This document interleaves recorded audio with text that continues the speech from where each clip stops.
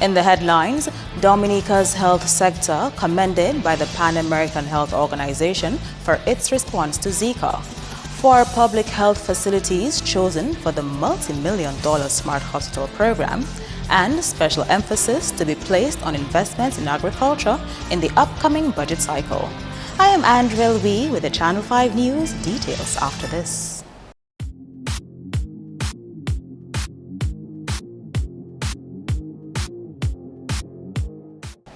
Thank you for staying with us.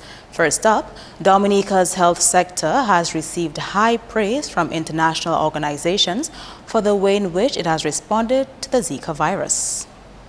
At the outbreak of the Zika virus earlier this year, the country's health system jumped into action to manage the spread of the mosquito-borne illness. Officials from the Pan American Health Organization, PAHO, the World Bank, and the Inter-American Development Bank visited the island earlier this month to conduct a rapid needs and cost assessment for health systems' response to Zika. First of all, we were impressed because Dominica was able to respond adequately to the epidemic, and we know that in the immediate term and the urgency has been solved or is in process of being solved. However, we notice as well that the long-term and sustainability is needed. So basically, there are 2 things. Immediately, we can say that Dominica has responded very well to the emergency, but in the long term, there is a challenge for Dominica, and maybe Dominica will need some support. Due to the long-term challenges associated with managing the Zika virus, the Ministry of Health is set to receive technical and financial assistance from these international bodies. There are 3 key challenges for Dominica in the long term. First of all is the human resources planning. The second one has to be with the economic assessment of cost and needs for the country in different areas. And the third one has to be with the increasing capabilities of the health system to respond, like laboratories. We will identify which are the technical aspects that need to be improved for improving the capacity of the country to respond. And the second, regarding financial needs, we will see if we can explore different mechanisms that can help Dominica to access to some priority funds. The visiting team held a series of sessions with health administrators, senior health officials, and economists from the Ministry of Finance. We hope that the outcome of this would be, aside from identifying what are the gaps and the needs, will be also joint projects that would allow us to assist countries like Dominica in strengthening their capacities on the immediate, mid, and long term to respond to these emergencies and to have systems that are stronger and are more resilient in responding to the needs of their population. In other top stories, 4 public health facilities are down to be upgraded under a Smart Hospital program funded by the United Kingdom Department for International Development. Iduna John-Baptist explains. A move towards safe, green and smart hospitals is being embraced in the Caribbean, and Dominica is on top of the list to benefit from the Pan American Health Organization and World Health Organization coordinated project. It's been recognized that 7 in 10 hospitals in Latin America and the Caribbean are located in disaster-prone areas. The Smart Hospital initiative is a way to ensure that hospitals can continue functioning during disasters with a focus on energy saving and water security. Chief Medical Officer Dr. David Johnson told Channel 5 News the Portsmouth Hospital, Grants Bay, Roseau and Lapthyn health centers have been chosen for the multi-million-dollar project. The assessments have been conducted on the 4 healthcare facilities that have been shortlisted under this project. The exact scope of work is being developed and being defined as we speak. So after the scope of work have been the complete scope of works have been developed, then we'll move ahead to moving on to the actual designs, the architectural designs of these facilities, and then the tendering process will begin. The monies that have been budgeted in terms of renovation of the facilities is within the tune of some $13 million. But my understanding is that even more money is earmarked for under that project. Johnson says the health facilities were shortlisted in collaboration with the donor. There's a team of individuals here that PAHO have employed, local consultants and coordinators of the project. As recent as last month, 3rd, 4th of June, the Pan American Health Organization conducted a local contractors training exercise, a workshop, basically to be informing prospective tenders in terms of what or how PAHO, the Pan American Health Organization tendering process works. And there were some 18 participants. Grenada, St. Lucia and St. Vincent and the Grenadines are also beneficiaries of the program. There are some countries in which, for instance, that have benefited under the Smart Hospital project, where, based on the studies that were done, that they were able to reduce the energy bill, that is the electricity bill, I should say, by some 75%. So we are very optimistic that when this project would have been completed in Dominica, that it will be of great benefit to Dominica, not only making our healthcare facilities more resilient in terms of disaster and ensuring that we have a more reliable water supply. You remember what happened in just recently in terms of Erica, but we'll also be able to reduce our electricity bill in those healthcare facilities. In other news, government has gotten used to civil society organizations appealing for state subventions. This time around, a trade union is making that request. The executive of the Waterfront and Allied Workers Union, which represents employees working within the private sector, is behind this appeal. Head of WAWU, Curtis Augustus, says that has been a suggestion in the past for government's consideration in its national budget. Indicated that there should be a subvention to the trade unions, whether it's one time or whether it's annual, as you have, let's say, in Barbados and Trinidad, that subvention could be made to the trade unions.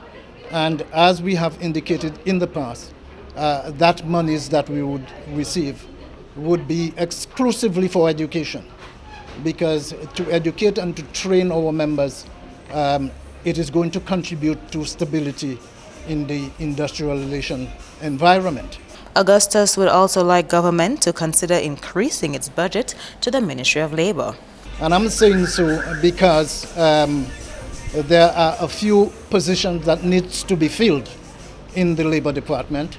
So efforts should be made to have those areas filled so that the service to the trade unions could increase, and that in itself, by extension, could result in industrial relation stability in the country.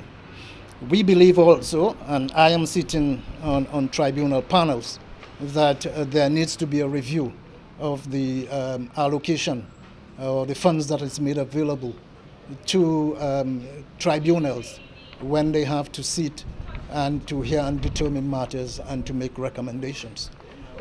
Short-term projects with long-term results is how an approximately $50,000 donation from the Caribbean Development Bank will be put to use. In early July, the CDB donated $49,500 to the Caribbean Male Action Network Cariman Dominica branch to help in its work to provide opportunities and positive influences for the country's youth. The funds will be used to engage youth from around the island in 3 main programs. The first area will focus on sports and targets young people in the south of the country. It is the intention that the program will start with first formers and help them through to 5th form. We want to make it a community program. So what we did, especially in the southern district, we met with the PAL reps. We met with the police officer in charge. We met with had discussions with the nurse, the principals, and the sports personnel. What we really want to do at the end of the program is to empower them to be role models so that they can work with their peers and then develop that self-esteem. We want to enhance their self-esteem, develop that self-confidence in themselves, respect for self and others. The second arm of this project will focus on music and youth in the Roseau area. What we're going to do is to engage 15 boys from various schools in town. We're hoping to do is to give them the theory for that music project, the practical aspect that they will have hands-on on the instruments, and we're also going to give them the opportunity for them to produce a CD. So the participants themselves will be producing a CD, and you're looking at the lyrics. The lyrics is to promote peace. The lyric is to talk against violence. The third facet of the project is the Senior Students Parenting Skills Program. We engage the senior students, those who are in fifth form about to leave school, and then provide them, empower them with skills, life skills like decision making, and help them in resolving conflict and staying away from anger or managing the anger. Then we're also going to talk about budgeting, nutrition, and taking care of babies. The project is not to prepare them to be a mother or to be a father, but in case they want to do this in their lives, sure, they'll get skills how to deal with, cope with children and so on. The sporting program is expected to run until December, while the music workshop will last for 2 months. The parenting program will span 1 weekend. All these programs are projected to come on stream in September. Coming up, the benefits of CXC beyond the students.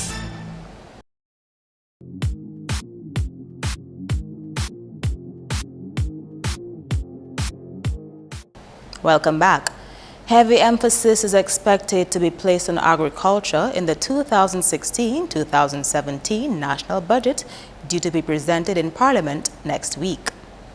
In light of this, Prime Minister Skerrit, who is also Minister for Finance, says the statistics do not accurately capture the true impact that agriculture is having on the economy.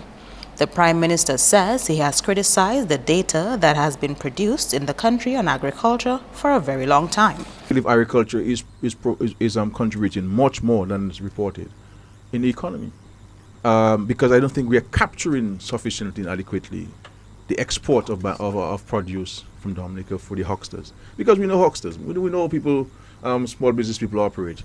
If they sold 1,000 pounds of yams, they will tell you 200 because they do not want people to know how much money they made. You see, so there's not, and they don't keep records, proper records, and so on. But I meet hucksters all the time who tell me they can't get produce, enough produce.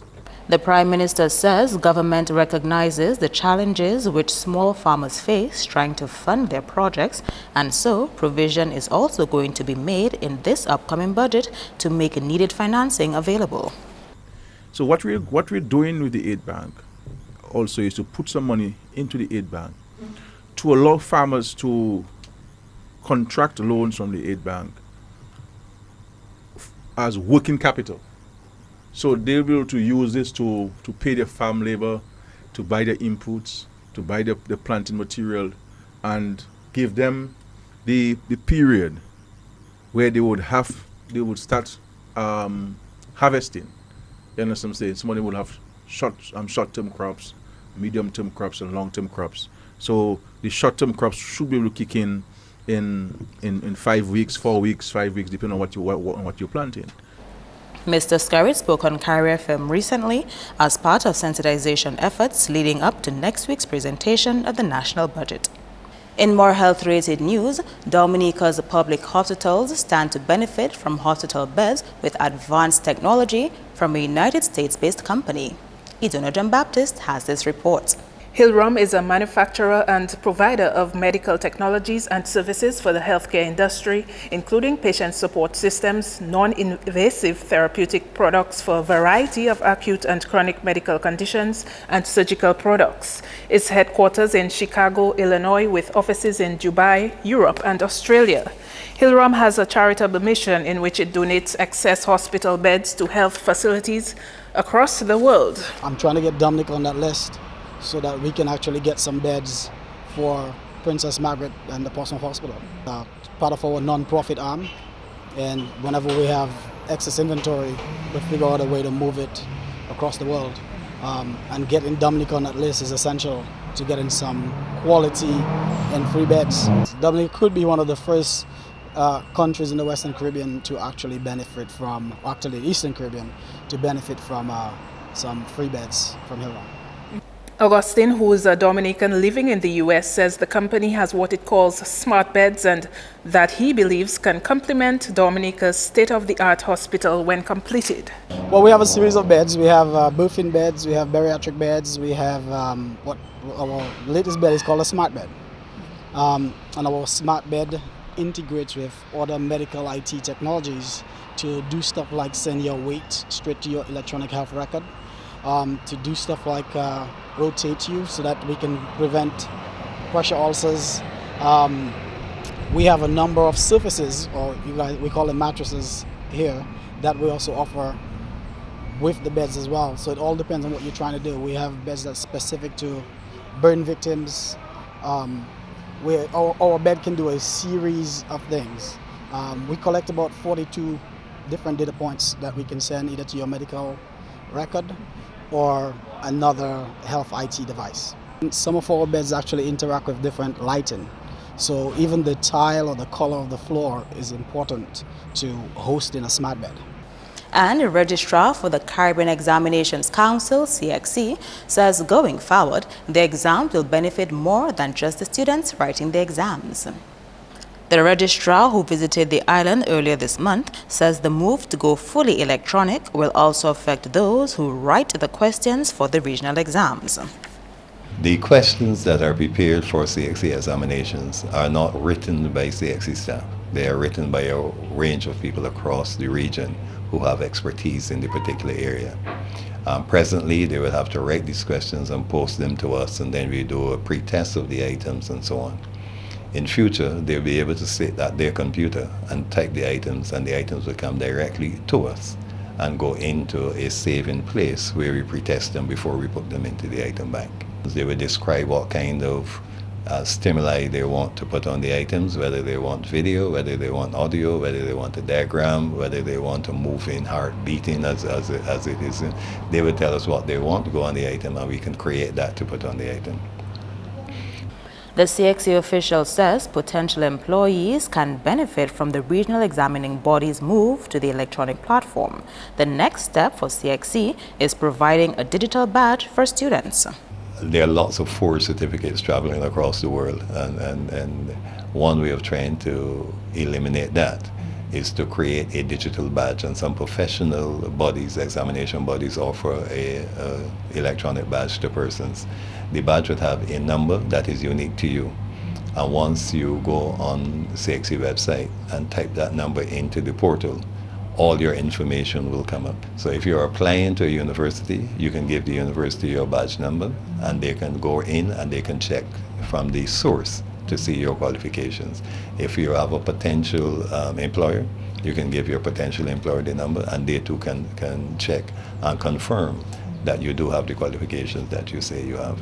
Cumberbatch says the shift towards online exam writing is in keeping with one of CARICOM's pillars for regional development. Technology should not only be used for social purposes, it should also be used for economic purposes and education purposes. And it is a big part of the CARICOM pillars. One of the CARICOM pillars is to have a resilient technological infrastructure, and we want to be able to use that technology infrastructure for educational purposes and to improve the service and the quality that we provide to people. It is also important that we help the countries themselves with their own educational plan that they're trying to implement. That's news. Your sports highlights next with Kenny Williams.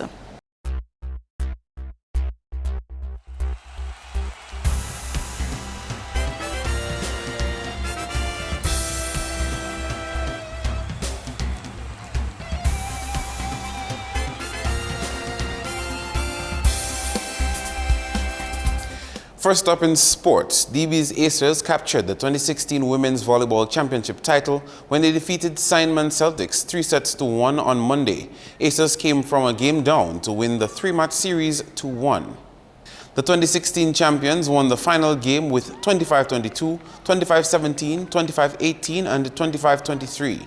Meantime, the second game in the men's best-of-3 finals between Flo Wolfpack and DB's Young Vets was postponed due to a request by the Wolfpack team citing their players had suffered a number of injuries. The Volleyball Association will reschedule that game for later this week.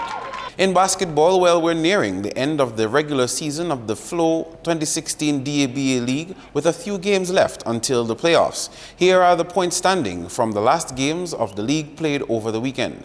League leaders Fashion Line Falcons are in first place with 40 points, 12 wins and 1 loss. Detroit Blazers are in second with 37 points, 10 wins and 4 losses.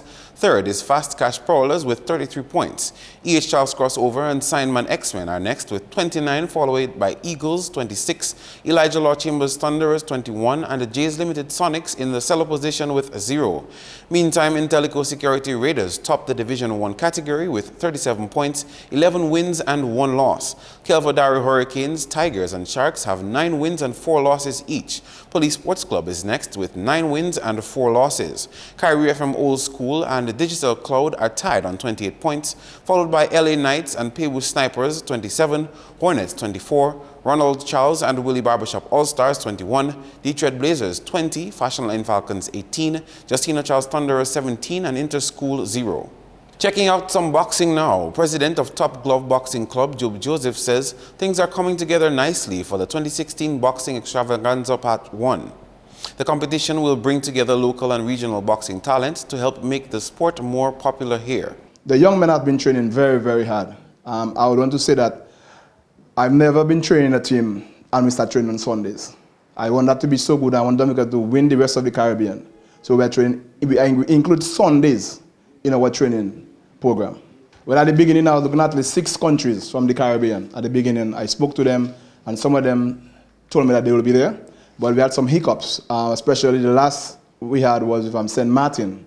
The guy called me yesterday, Tony, and the sad news was one of the boxers that was coming down to fight our guy we call Iron Man, is David Salmon, we call him Iron Man. The guy that had to fight him, the guy had an accident. Joseph says the Dominican boxers look promising. There are 3 of my boxers on the team I'm looking at very, very closely. James Greenaway, I think he's a smart guy in the ring, very smart. He's not big, he looks very slim, but believe you me, you're going to be impressed with him. You know, we have the 4 seconds knockout champion, which is Mr. Lifam. We have a young boxer of 17 years. Otherwise, every time I see this guy, you remind me of Mike Tyson. And I think he's going to be one of the greatest fighters in Dominica if he continues to train, because we know young men in Dominica, when they start playing sports, whatever sports, after they reach about 20, 25, they just disappear. But if this guy continues to train and continue fighting, he'll be a gem in Dominica boxing. No female boxers will take part in this year's competition. However, the plan is to include them in the future. This time around, we won't have any female competing. But I will tell you, I have about 5 females training right now. One of them is eager to train. She is my niece. But there's nobody in a category right now to fight with her. And I think she's a very good boxer and she'll get better. So I'm not really so worried about the female boxers, because I have a good group training. And all we have to do is continue training hard. So when their time comes or their turn comes, they'll be prepared and they'll be ready for the competition. I was trying to get Valerie Spencer down. That was the surprise I had. But unfortunately, she cannot be there. All right, because there is no girls in the region Caribbean that we could really get to fight her. And all the girls I was looking at outside, they're getting ready for the Olympics. So we will not have Spencer this time. But I'm hoping next time around, we can have Spencer, because she's a very good boxer. And we need to see our boxers on show.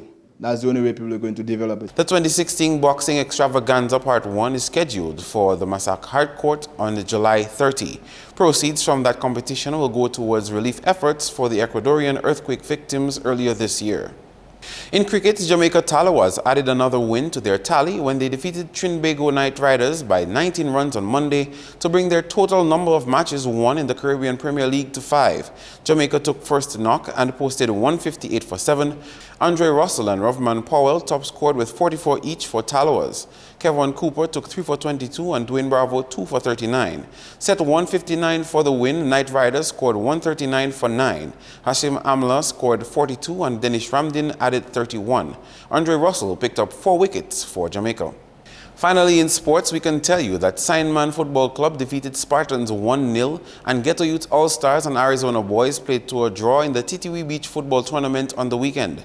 And just a reminder that the Dominican team will face Cuba at 4:30 p.m. in their first match of the CFU Under-17 Boys qualifiers in St. Kitts and Nevis, which runs from July 20 to 24. The Nation Boys will take on host country St. Kitts and Nevis at 7 p.m. on Friday, and in their final match on Sunday, Dominica will play Barbados at 4:30 p.m.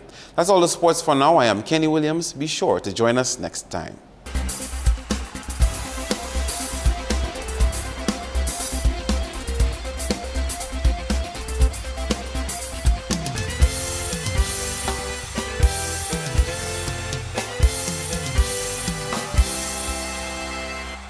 Your weather report is next.